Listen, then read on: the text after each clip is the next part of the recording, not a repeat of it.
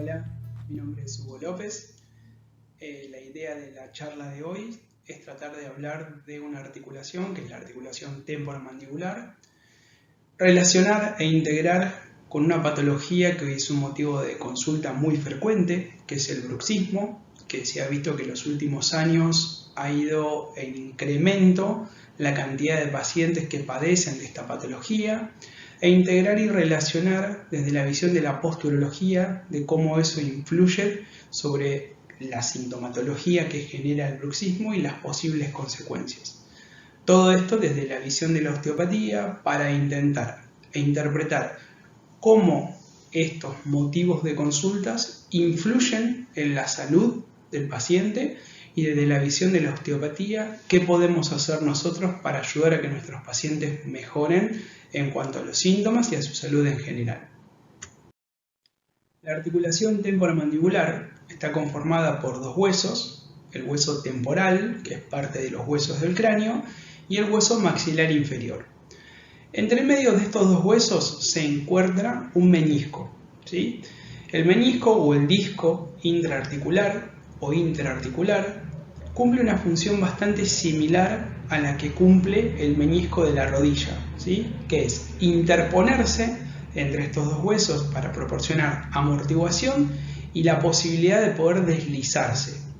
Al igual que el menisco de la rodilla, cumple una función de acompañar al cóndilo, en este caso del maxilar inferior, ya que el ATM participa de muchos movimientos como son el de apertura, el de cierre, diducciones, antepulsión y retropulsión o propulsión y retropulsión, y para que estos movimientos se puedan ejecutar, cuando se produce simultáneamente un movimiento de rodamiento y de deslizamiento en el sentido contrario. Es decir, cuando nosotros, por ejemplo, hacemos un movimiento de apertura, la ATM va a rodar hacia atrás, pero va a deslizar hacia adelante.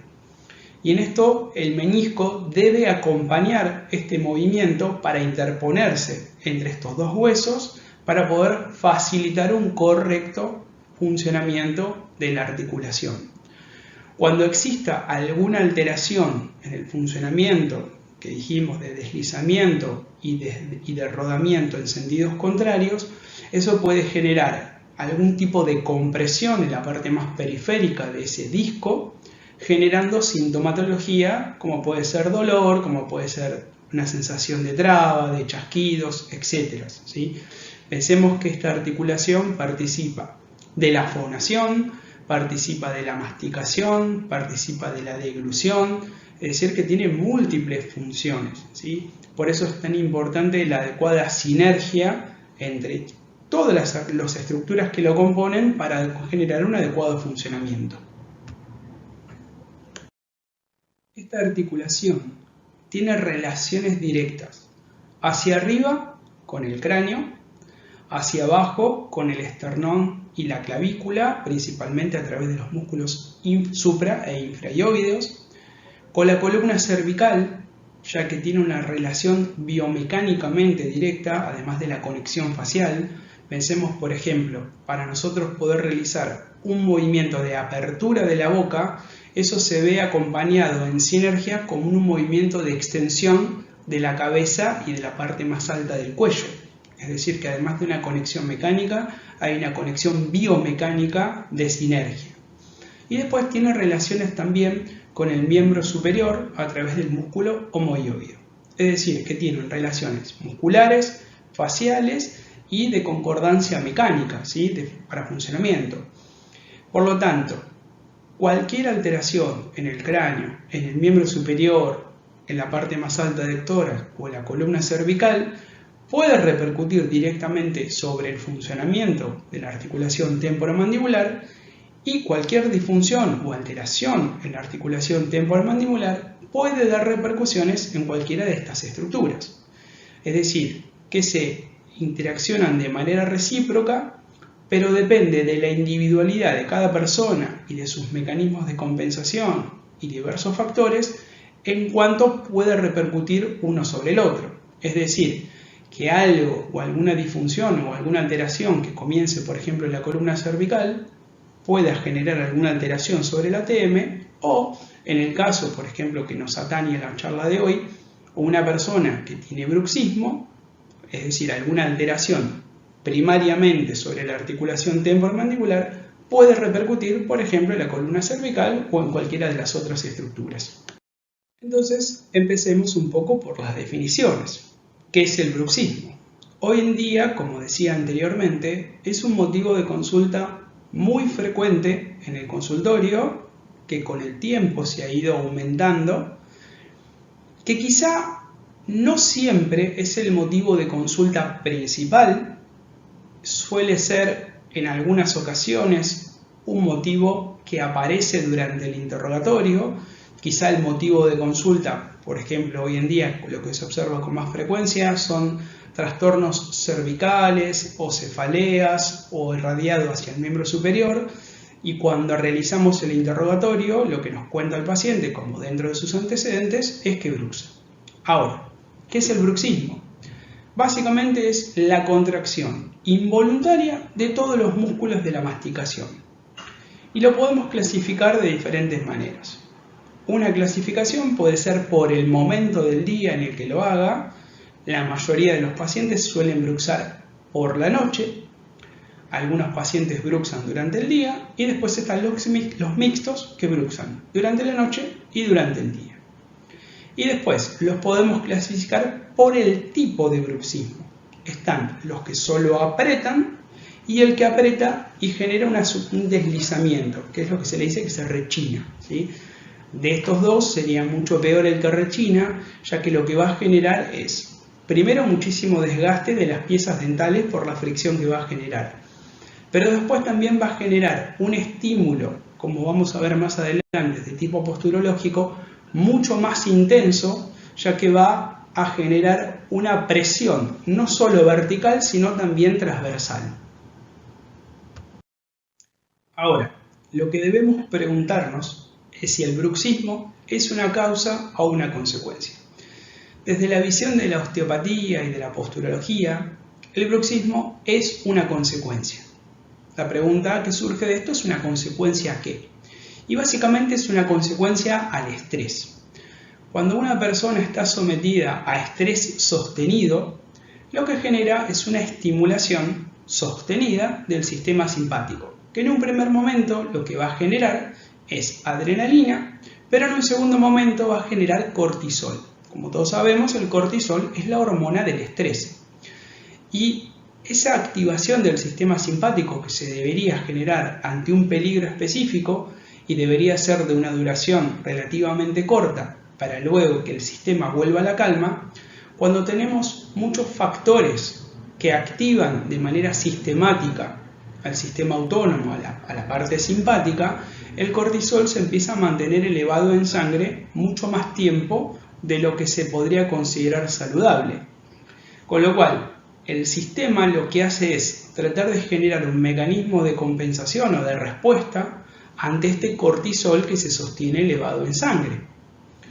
Una manera que tiene el sistema nervioso de defender del daño que le genera el cortisol es la activación del nervio trigémino. Y como todos sabemos, el nervio trigémino lo que hace es dar la inervación a toda la musculatura de masticación. Es decir, que cuando se activa el nervio trigémino, lo que va a activar es el tono de los músculos que generan el cierre. Es decir, que el bruxismo es una respuesta a una alteración del sistema autónomo cuando hay una activación sostenida del sistema nervioso simpático.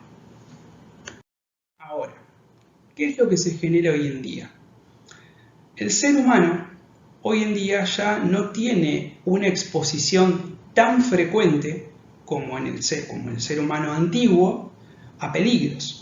Es decir, que nuestra exposición o la cantidad de veces que nosotros nos exponemos a un peligro real es mucho más esporádica de lo que le pasaba al ser humano más antiguo, al de las cavernas. Lo que cambió con la modernidad es que hoy en día el sistema simpático se activa ante cualquier situación que nuestro sistema límbico clasifique como un peligro. Y de esto dependen muchísimas cosas, ¿sí? Porque depende de la crianza, depende del sistema de creencias, depende del entorno. Hoy en día, en la era moderna, nuestro sistema simpático se activa ante situaciones que quizá no son un peligro real, pero nuestro sistema límbico los interpreta como tal. Por ejemplo, puede ser el tránsito, puede ser un mail, puede ser que nos cambiaron algo en nuestra agenda, nos inventaron alguna deuda o algo que nosotros lo estemos vivenciando como una situación de peligro. Aunque no corramos un peligro real, nuestro sistema límbico lo va a interpretar y va a generar una respuesta como si estuviésemos ante un peligro real. Ahora, si yo voy caminando por el medio del bosque y aparece un oso para atacarme, yo voy a descargar adrenalina, luego voy a descargar a cortisol y voy a tener que luchar, trepar o salir corriendo. Pero yo toda esa energía la voy a usar. Hoy en día en la vida moderna el sistema simpático se activa, pero yo no descargo esa energía. Es decir, porque todo mi sistema aumenta su tono como para luchar contra algo, pero la lucha nunca viene. Con lo cual genera que ese cortisol que se elevó en sangre, entre comillas, no tenga manera de procesarse o de quemarse, ¿sí?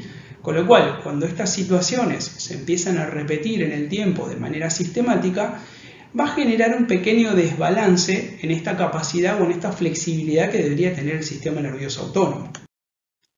Por ejemplo, esta imagen, calculo que a muchos le traerá un recuerdo. Creo que para la mayoría podemos acordar que fue un momento bastante traumático, ¿sí? ¿Por qué? Acá la verdad es que no había un peligro físico real que atentara contra nuestra vida. Pero en esta situación, por lo menos lo que me pasó a mí, fue que creo que tuve un pequeño paro cardíaco, ¿sí? Porque la sensación que tuve fue que mi cuerpo se detuvo por completo. Sobre todo cuando uno después vuelve a ver la repetición, no mejora, sino que se pone cada vez peor, ¿sí? Entonces, esta imagen yo siempre la pongo como ejemplo, porque fue personalmente algo muy claro de toda la reacción física que tuve ante una situación de estrés extremadamente elevado, donde no había un peligro real, ¿sí? Porque en mi vida, la vida de nosotros no corría peligros, aunque muchos lo vivenciamos como así fuera, ¿sí? Pero fíjense cómo una situación que, de acuerdo a cómo la procesa el sistema límbico, toda la reacción física que puede generar en nuestro cuerpo. Entonces pensemos en todos los factores contextuales que nos rodean, que rodean al hombre moderno, ¿sí? Que conspiran para poder modificar o alterar ese equilibrio o esa flexibilidad que debería tener el sistema autónomo para acomodarse o para responder a adecuadas situaciones. El estrés forma parte de la vida, ¿sí? De la vida de todos nosotros. Lo que varía es la cantidad de estrés a la que estamos expuestos y el procesamiento que va a hacer cada ser vivo de ese estrés, ¿sí? Por ejemplo, pensemos en dos personas que están en una habitación. Una persona con un gran cariño por ejemplo, los perros, ¿sí? Que le encanten los perros. Y la otra persona que sea fóbico, ¿sí? Porque, por ejemplo, en su historia alguna vez le pasó que un perro lo mordió, lo lastimó y quedó bastante traumado, ¿sí? Esas dos personas están adentro de una habitación. Y de golpe, en esa habitación entra un caniche, chiquitito, de medio kilo. Prácticamente que apenas puede ser clasificado como un perro por su tamaño, pero chiquitito, muy tierno. El estímulo va a ser exactamente el mismo para esas dos personas. Ahora, el procesamiento va a hacer que la respuesta que genere en cada uno sea completamente opuesta, ¿sí? En la persona que le encanten los perros va a generar hormonas de placer y hormonas de felicidad. Y en la otra persona, en la que es fóbico, va a generar adrenalina y cortisol como si ese perrito, como si ese caniche chiquitito y muy tierno, fuese un oso pardo de 400 kilos que lo quiere matar, ¿sí?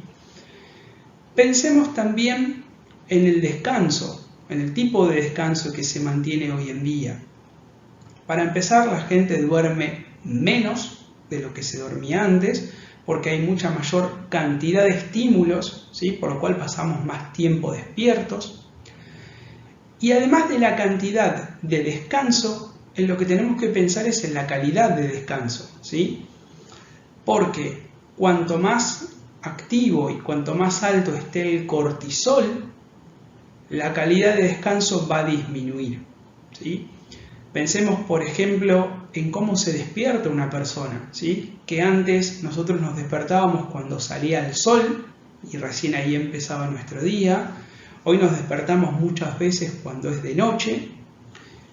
Y el primer estímulo que recibe el sistema nervioso central es un estímulo irritativo, ¿sí? Que suele ser la alarma del reloj, del celular o de la tablet, que lo que nos hace es interrumpir esos ciclos de sueño REM que son tan necesarios para la reparación y recuperación del cuerpo, ¿sí? Pensemos en la actividad física o en la falta de actividad física, mejor dicho. Una persona hoy en día pasa la mayor parte de su día sentado, ¿sí? Cuando va al baño, cuando come, cuando va y viene de su trabajo, en su tiempo de ocio. Entonces una persona, por ejemplo, que hace 1 hora de actividad física por día, sigue siendo una persona sedentaria, porque la mayor parte de su tiempo la pasó sentado. Y pensemos en ese tiempo que está sentado, además de la atrofia articular, cómo se va a afectar la parte circulatoria y cómo se va a regular, o mejor dicho, favorecer para mantener desregulado ese sistema nervioso autónomo. Pensemos, cuando hablamos de alimentación, no solo pensemos en la calidad de los alimentos que estamos consumiendo, que eso de por sí ya es un gran factor de irritación para el sistema nervioso, sino también pensamos en los hábitos de alimentación. El ser humano más antiguo comía de vez en cuando y tenemos un montón de mecanismos que están adaptados para pasar tiempos de inanición sostenidos. Hoy en día, en la vida moderna, el ser humano come a cada rato, el famoso picoteo, con lo cual hemos alterado nuestros hábitos de alimentación. La exposición a la luz solar, ¿sí? La luz del sol regula muchísimos procesos químicos y hormonales de nuestro cuerpo. Y en los últimos años hasta se ha demonizado a la luz del sol. Es decir, que nos dicen que nos tenemos que exponer muy poco y en el momento que lo vayamos a hacer nos tenemos que poner una capa de químicos que nos protejan del daño que nos va a generar el sol. Y el sol, en su dosis justa, en los horarios adecuados, puede ser un gran estímulo para el sistema nervioso central, un estímulo saludable. Ahora, lo que no tenemos que hacer es ponernos en verano a la 1 del mediodía, 3 horas seguidas, porque en ese caso sí va a dañar nuestra piel, ¿sí? Pero si lo hacemos de manera regulada, en los horarios adecuados, no solo que no es malo, sino que el sol es extremadamente necesario para regular un montón de procesos biológicos. Y otra cosa que se alteró con la vida moderna son nuestros hábitos de sociabilización, ¿sí? La tecnología hoy en día nos ha acercado a personas que estaban muy lejos, pero muchas veces nos aleja de los que tenemos alrededor, ¿sí? Lo habrán visto ustedes, o quizá lo habrán hecho muchas veces, que en alguna reunión con amigos, en alguna reunión familiar, siempre hay uno que está más mirando el teléfono de lo que está prestando atención de su entorno, ¿sí? Y cuando nosotros charlamos con un amigo o con una persona que queremos, cuando recibimos una caricia, un abrazo, genera un montón de respuestas químicas que son necesarias y saludables para mantener un buen equilibrio de ese sistema nervioso central, ¿sí? Y de ese sistema nervioso autónomo por consecuencia. Con lo cual, pensemos en cuántas cosas de nuestra vida cotidiana, como nombro acá en esta diapositiva, favorecen la desregulación de nuestro sistema nervioso autónomo, ¿sí? Y cuando esto lo empezamos a sostener en el tiempo, ese desequilibrio, volviendo al ejemplo de la balanza, con una activación excesiva del sistema autónomo, simpático, y con la consecuente generación de altos niveles de cortisol, el bruxismo terminó siendo una respuesta adaptativa a un poco lo que son las consecuencias de la vida moderna. Ahora, esa respuesta adaptativa, que es el bruxismo, termina generando consecuencias. Desde la posturología, lo que se propone es que nuestra postura es el resultado de todo. La información que ingresa al sistema nervioso central, lo que se denomina un input, el sistema nervioso lo que hace es procesar esa información y generar una respuesta. Y la respuesta que genera es a través de un tono muscular. Volviendo a esto de que la posturología dice que nuestra postura es un resultado, hay lugares que son captores de la postura muy potentes. Por ejemplo, la musculatura externa del ojo, los dientes, el ligamento dental y el pie. Pensemos, volvamos a hacer la comparativa entre el hombre moderno y el hombre más antiguo, el hombre de las cavernas. Nosotros antes andábamos descalzos, ¿sí? Y el pie es nuestro medio de adaptación al piso. La era o la vida moderna lo que generó, lo que trajo aparejado, una de las cosas es el uso del calzado. Y además de que nosotros hemos perdido el contacto de nuestro pie con el piso, con lo que eso generaba, también altera la información que nosotros podemos obtener del piso, porque tenemos algo en el medio. Además también podemos pensar en cómo el calzado alteró muchísimo el funcionamiento del pie, ¿sí? Porque el calzado nos empezó a generar como una especie de férula, una especie de bota que atrapa y dificulta mucho la posibilidad de moverse para cómo está diseñado el pie.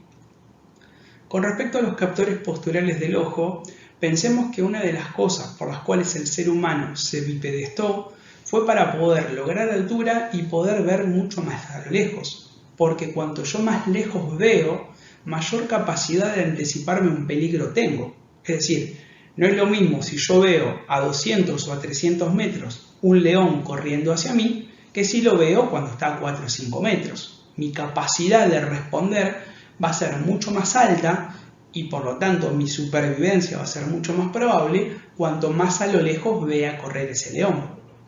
Ahora pensemos, cuando yo miro a lo lejos, lo que genero es que mis globos oculares estén paralelos entre sí. Es decir, que la musculatura, esos rectos que están ubicados hacia los costados del ojo, van a estar con la misma tensión. En la vida moderna, ¿qué es lo que generamos todos? Como ustedes están haciendo en este momento. Mirar a corta distancia. El monitor en este caso, un celular, una tablet o cuando leemos. Cuando miramos a corta distancia, lo que se genera es que nuestros globos oculares ya dejen de estar paralelos entre sí para generar convergencia. Es decir, que los rectos internos del ojo van a tener un tono muscular mucho más elevado que nuestros rectos externos. Y esa musculatura tiene gran cantidad de receptores. Con lo cual, si el input entre los rectos internos y externos no es simétrico, la respuesta o el tono muscular también va a ser asimétrica. Y después, más relacionado a nuestro motivo de la charla de hoy, es el ligamento o el captor dental, ¿sí? El ligamento dental posee una inervación muy rica a través del nervio trigémino, que es un poco el que estuvimos mencionando antes, que era el que se encargaba de toda la musculatura del cierre. Entonces, hoy en día, ese exceso de cortisol que va a generar ese bruxismo del cual estuvimos hablando, lo que va a generar como mecanismo de respuesta adaptativo va a ser la activación de ese nervio trigémino. Ahora, cuando nosotros estemos apretando los dientes, vamos a estar estimulando a ese ligamento dental, que es uno de los captores posturales más potentes. Con lo cual, cuando yo bruxe, voy a tener un input mucho más elevado, generando un tono muscular como consecuencia mucho más elevado, ¿sí? Con lo cual va a generar que ese circuito se vaya retroalimentando entre sí. Acá tenemos una imagen de esa rica inervación sensitiva que tienen nuestros dientes y cómo toda esa inervación sensitiva se transmite a través del ligamento dental, que está inervado, como dijimos antes, por el nervio trigémino. Acá en esta diapositiva se grafica un poco toda esa ramificación que tiene el nervio trigémino sobre todos nuestros dientes y cómo ese ligamento dental, que es un sensor de la postura tan potente, ante una persona que esté bruxando, lo que va a estar generando son estímulos o ese input mucho más elevado. Con lo cual, cuanto mayor sea el bruxismo, o en este caso, como habíamos dicho al principio, el tipo de bruxismo que habíamos clasificado por el que solo aprieta y el que rechina, cuando la persona rechine, ese cizallamiento lo que va a generar es un input aún mucho mayor, que todo esto va a ser captado y registrado por el nervio trigémino, generando este circuito del cual estuvimos hablando bastante. Entonces pensemos, ¿cuáles van a ser las consecuencias de ese mecanismo adaptativo? Y van a ser varias. Desde el punto de vista odontológico, las lesiones dentales, ¿sí? El esmalte dental es una de las estructuras más fuertes que nosotros tenemos en el cuerpo, pero tiene un límite de resistencia. Y cuanto mayor sea esa fuerza de compresión, o en el caso que habíamos mencionado antes, cuando hace esa fuerza de cizallamiento, va a terminar lastimando o lesionando ese esmalte dental, con lo cual puede facilitar que se generen caries o en los casos mucho más extremos la ruptura de las piezas dentales. Cuanto mayor sea el tono de toda esa musculatura de cierre, lo que va a alterar, por ejemplo, es la capacidad de abrir la boca, es decir, que va a dificultar la capacidad de alimentarse, pero también va a dificultar la posibilidad de hablar y de expresarse, ¿sí? Por estas relaciones que dijimos que tenía la TM al principio. Y desde la visión nuestra, algo bastante frecuente es que genera alteraciones de la postura y su relación con la musculatura cervical, que es donde la mayoría de las veces se suele observar sintomatología, y también, por ejemplo, puede generar cefaleas. Pensemos, por ejemplo, en el agujero rasgado posterior, ¿sí? Que era la unión del hueso temporal con el hueso occipital, que era de donde se generaba todo el drenaje venoso del cráneo.